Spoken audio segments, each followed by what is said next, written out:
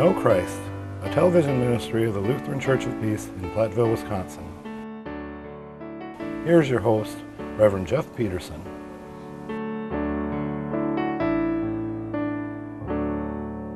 A very special story in the Bible is the story about Ruth. And so the story of Ruth is in the book of Ruth in the Old Testament. So this story in many ways is a Cinderella story, and we do hear of Cinderella stories in the Bible where somebody who you wouldn't think is now the one who is chosen and who is in that very special place. And so today I want to read from Ruth chapter 1, verses 16 through verses 16 and 17. But Ruth replied, "Don't urge me to leave you or to turn back from you. Where you go, I will go, and where you stay, I will stay. Your people will be my people, and your God, my God. Where you go, I will die, and there I will be buried. May the Lord deal with me, be it even so severely, if anything but death separates you and me." Well, it's a very special story, but in this story, it puts flesh and blood on so much of the traditions and the laws and of God. To actually see it in practice. And so this is a story where you have a woman by the name of Naomi. She is living with her husband, Elimelech, and they are living in the community of Bethlehem. And they have two children, Mahlon and Chilion, two boys. But living in Bethlehem, now here again, this whole story kind of conjures up a lot of sentimental feelings with us. Just, that the whole city of Bethlehem, it's always how precious Bethlehem is. And so this story originates in Bethlehem, but then we also think about King David. King David had the first capital of Israel in Bethlehem. It was there for 6.5 years before he moved it to Jerusalem, and that's where the temple was built. But then, of course, our favorite story would be that Jesus was born in Bethlehem. Bethlehem being literally meaning the house of bread. Now, I was in Bethlehem once when I went walking in through the traditional gate where Mary and Joseph apparently had traveled through as they were entering for the big census just prior to Jesus' birth. And as I was walking in, once you know, right, there at the gate is what? A bakery. The smell of fresh baked bread. And so I ended up buying some bread, and it was very good. But the house of bread, where I think about what is written in John chapter 6, where Jesus says, "I am the bread of life. He who comes to me will not hunger, and he who believes in me shall never thirst." And then in relationship with the Passover meal, that Jesus took the bread, he gave thanks, he broke it, and gave it to his disciples, saying that from now on, this is my body given for you. And then, of course, he took the cup of wine, saying that this now will be the blood shed for you for the forgiveness of sins and eternal life. And so what this is that it's a meal now of the new covenant that we receive. And so this is so important because God has remained faithful to his people and to his promises all the way through. That's the thing, that whatever our God starts, that he finishes. Jesus said the same thing. "I am the Alpha and the Omega, the beginning and the end, that I finish what I start." Let's read in Philippians chapter 1, the Apostle Paul says that he who has begun a good work in you will bring it to a completion on the day of Jesus Christ. And so that's what's always so special, is that whenever we see something that has been started, how wonderful it is when we see that it has been brought to its completion. You know, it's one of the frustrating things where I've known some people where they have all this excitement and they start something, but then they're never able to complete it. There's like this one person I remember going around his property where he had all these started projects all over the property, but nothing ever got completed. But you see, that's the thing, that's the difference with God, is that he brings to a completion all of what he starts. And it takes a long time to complete that work, and it has its many twists and turns to where sometimes you just want to give up. You know, yes, God, you're about something, but today I can't see how everything is going, and now everything has gotten very tough. It just kind of looks like, this car that was racing down the highway now is kind of clunked out on us. But that's where, with God, even when things seem like they have come to an end, or as far as that it's not going to be completed, it will be completed. After the defeat of God's people, and when they're brought up into Babylon, it almost seemed like this was the end of the king's reign. That God promised King David that his kingship will have no end. But after that, it seemed like, everybody'd say, well, that came to an end. That's one of the promises that weren't fulfilled. But yet when we look through the lineage, the kingly line, that lineage continued until the birth of Jesus, who is the king that reigns forever and ever. That God does fulfill his word. He brings to a completion all of what he has promised. And so here we have this story about this wonderful couple, Elimelech and Naomi. They are living in Bethlehem, and I'm sure that they are enjoying eating their bread until it runs out. And why does it run out? Because there is a drought, there's a famine that is going on in Bethlehem.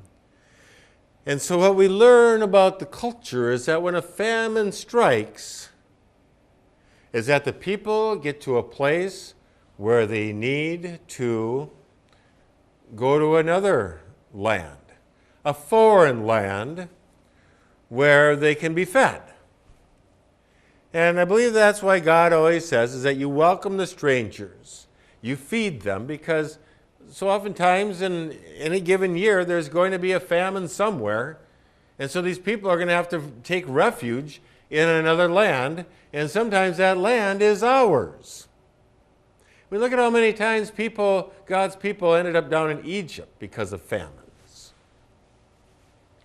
In fact, Egypt continues to be a place of refuge for people today, because they always would have food there just based on their irrigation system and how the Nile would flood. Even though it would never rain, they were always guaranteed to have moisture for their fields. And they were able to farm their fields for 4 months while there was, everything was flooded, and then they would be able to have a fertile ground, and they were able to produce very good crops in abundance. And so that's where oftentimes people ended up. They ended up in Egypt. And so for Elimelech and Naomi, they didn't go down to Egypt, but rather they just kind of went across the way. They went across the other side of the Jordan River to the land of Moab. And if you remember, Moab was the last stop where Moses and the people were before they entered into the promised land. The promised land on the other side of the Jordan. Well, here we see now where Elimelech and Naomi and probably a lot of other people from Bethlehem were going to the land of Moab for refuge in order to eat. Well, they had their different god. Their god was called Chemosh, And this god was a lot like the god of the Canaanites, the god of Baal and Asheroth, and that it was a god based on fertility and things like that. And so you got a different kind of a culture going, but when you're hungry, you don't really care so much to say, well, I can live in the land of these other people, at least for a while, to be able to eat until it's time where I can go back to my own land. And so even today there are people, and we hear about it, from nations where they have to go to other nations for refuge. Sometimes it has to do with hunger. Other times it has to do with there's so much war going on in their country that they have to go to another country to seek refuge. And so what a blessing peace is, what a blessing a good harvest is. So here Elimelech and Naomi, they are living in Moab. They have their two children, Mahlon and Chilion. Things seem to be going along pretty well. Matter of fact, Mahlon and Chilion end up marrying Moabite women. Okay, so life was going along pretty well there. They were being fed. They got into their society. They got used to living there.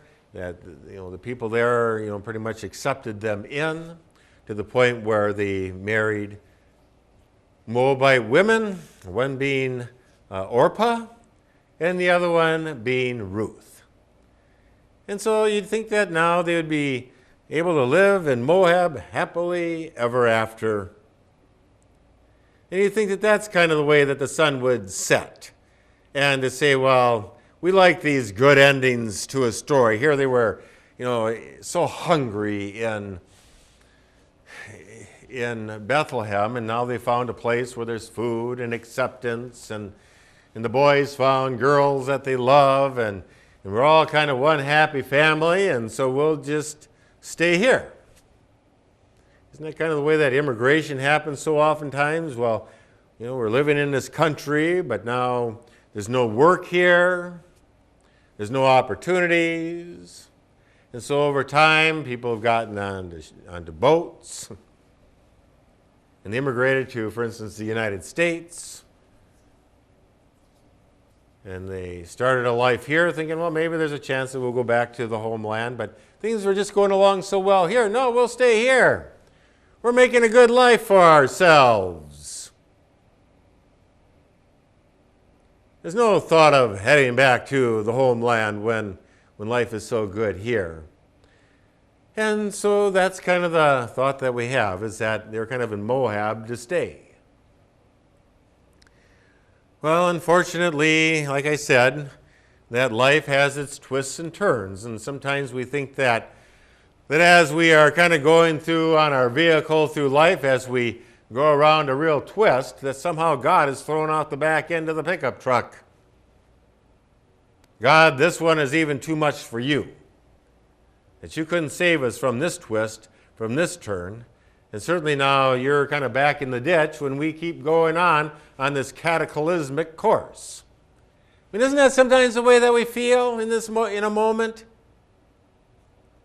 As we're going through life, everything is fine. God is in the back of the pickup truck, just making sure that everything is going to go fine. And all of a sudden we hit a bump in the road or a sharp curve, and God has flipped off the back. And here we are. We seemingly feel like we are on our own, God forsaken. As I think about what is written in Mark chapter 9 about this man whose son was demon-possessed ever since he was a little boy. And here again, I'm not going to talk about demons. Was just some psychological problems labeled as demon possession? Because back then they didn't have modern psychology, so everything just kind of got labeled under demon possession. I mean, if a person suffered from seizures or convulsions or anything like that, well, they got, the person's demon possessed, when really no, what they're suffering from is a psychological illness, or in some cases a physical illness. But the father just seemed helpless, and I don't know what to do for my son. He gets into one of these seizures and begins convulsing, and one time he ended up landing in a fire, another time he ended up landing in a lake. It's like I got to watch him all the time because I don't know when he's going to, get into one of these psychological or psychotic episodes where all of a sudden he's, just off doing something really bizarre, where he's endangering himself and others. And I can't find any relief for him. And he basically says to Jesus, as Jesus is going along, well, I believe. I'm a strong believer, but help my unbelief. And I think that's the reality of our lives, is that we're believers in God, but once in a while there's a twist and a turn, a bump in the road, where all of a sudden it's just like, I think God got flipped off the back of the pickup truck, and so I believe, but God, help my unbelief. Well, for one thing, I just want you to know, God does not get flipped off the back of the pickup truck. God is always with us, and even though when we feel like our whole life is out of control, that we're driving very fast down a highway and we hit all this black ice and our vehicle is just out of control, God is still in control. It just may not seem like it in the moment. And so that's what life was like for Elimelech and Naomi and the boys and their wives. Everything's going along just fine, and now it's like we have hit a patch of black ice. Life seems to be out of control. And so what am I getting at here? Well, for Naomi, her husband dies. Elimelech dies. And so the problem with this is that Elimelech was the provider. Women were not, women, it wasn't like in this day and age that they could go out and work and make a living. And so their social security program was pretty much this, is that you would have your children support you, or they would get married to the next of kin. In other words, your husband's brother. And so a lot of times there was polygamy going on, where a man would be married to more than one woman. And a lot of this had to do with, that was their Social Security program. So like, for instance, Elimelech's brother may not be romantically in love with Naomi, but yet he may marry her just now so that she can be taken care of, that she's legally bound, and that this brother now can take care of her. And so when I say that we see this whole thing in action, as far as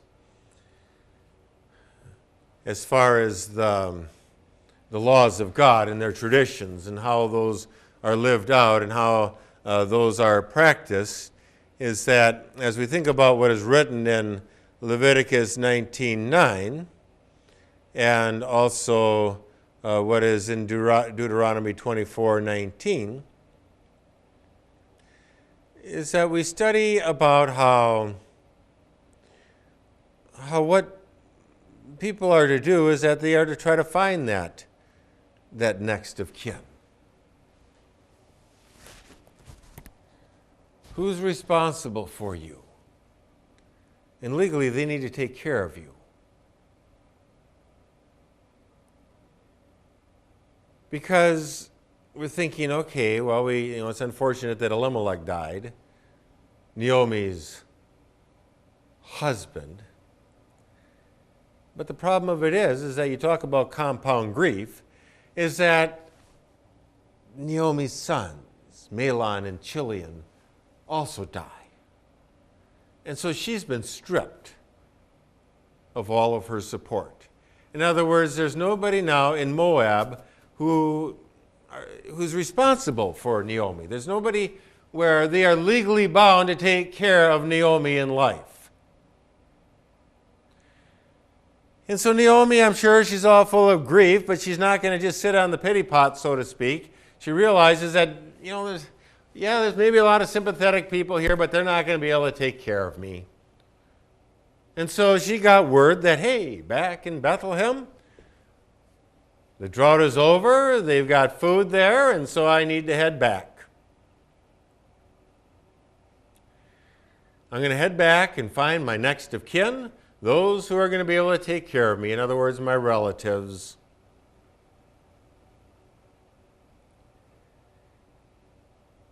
And so right away, Ruth and Orpah, who are the two daughter-in-laws, they're all broken up because, Naomi must have been a very special woman because they were so bound to her. I mean, they just loved her as their mother-in-law.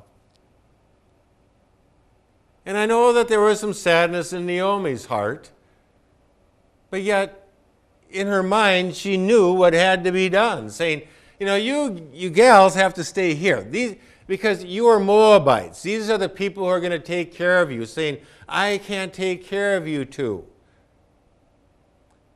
The only thing that could possibly happen is if I had more sons to give to you who could take care of you, but I don't. And even if somehow I were to get remarried and have more children, by the time that those children grow up to be your husbands, you're going to be long gone.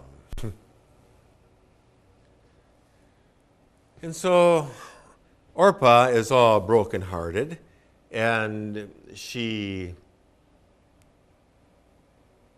faces the reality of, Naomi, as much as this breaks my heart and as deeply grieved as I am, you're right, I've got to stay here. But Ruth, on the other hand, she's not really thinking logically so much as she just is thinking and operating out of love and her bond to Naomi. And above all, that she's a woman of faith. And that's not to say that Orpah wasn't. But that's the way that it is that faith, we use our reasoning and our mind and our strength to do what God is calling to do, saying, well, God has given us our head to be more than a hat rack. And Orpah is saying, well, according to my head, is that I need to stay here. That's the wise thing to do. But Ruth, it's almost like, well, I will act and think later. And so I'm just simply walking by faith that somehow God's going to work this out. And Naomi is saying, Ruth, you got to stay here. I just can't take care of you. You have to understand that. But that's where we have the vow. But Ruth replied, don't urge me to leave you or to turn back from you. Where you go, I will go, and where you stay, I will stay. Your people will be my people, and your God, my God. Where you die, I will die, and there I will be buried. May the Lord deal with me, be it ever so severely. If anything but death separates you and me. And so I think about what a vow.